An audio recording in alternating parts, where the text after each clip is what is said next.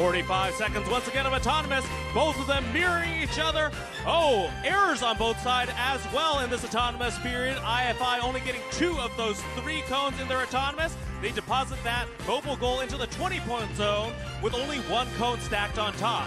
Meanwhile, XJTU once again repeating their performance in the first match, scoring up a huge stack of cones from the human loading station, dropping it off very nicely in the 20-point goal. Over here on IFI, now back with another mobile goal, 3 cones stacked on top, 10 seconds left in the autonomous period, and XJTU still scoring, picking up another mobile goal, dropping it down with 2 into the 10-point.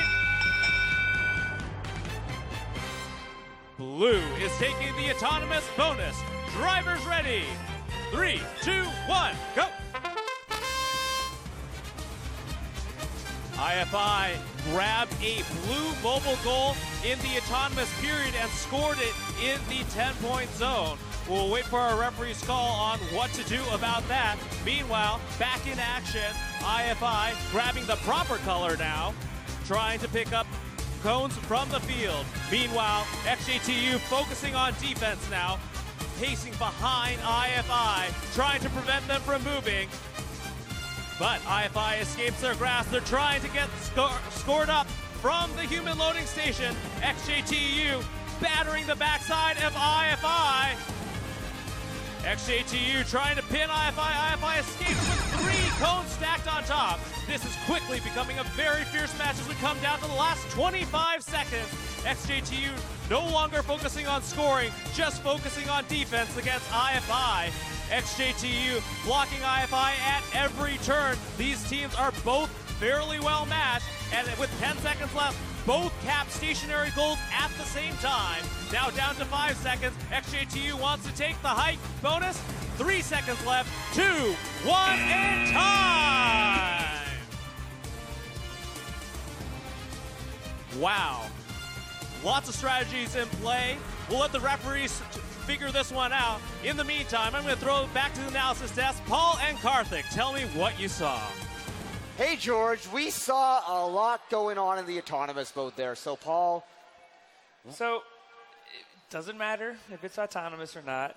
You cannot pick up a mobile goal of the opposing alliance, and you also cannot place it in your scoring zone.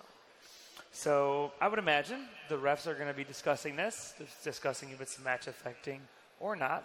But, you know, it was a bold attempt to get a 3rd mobile goal in autonomous, which would have been really cool.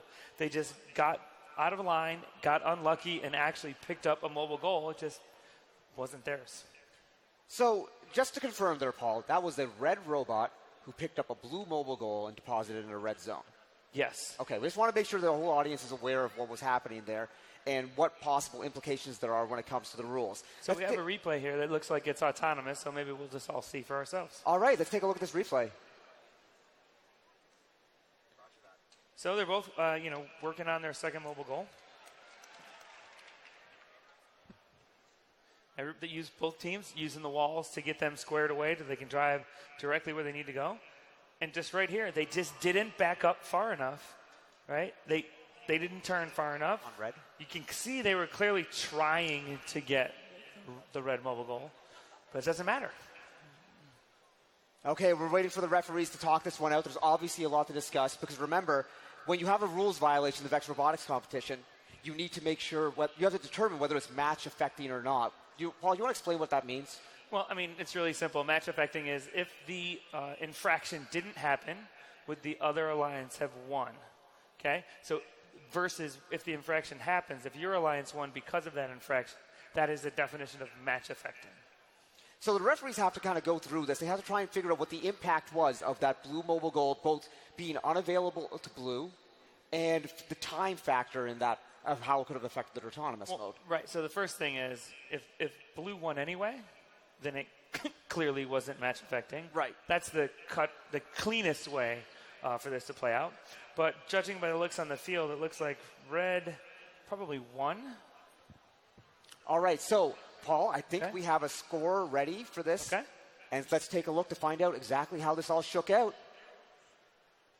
The Blue Alliance Robotics takes it 69-65. Team XJTU4 from China is the new VEX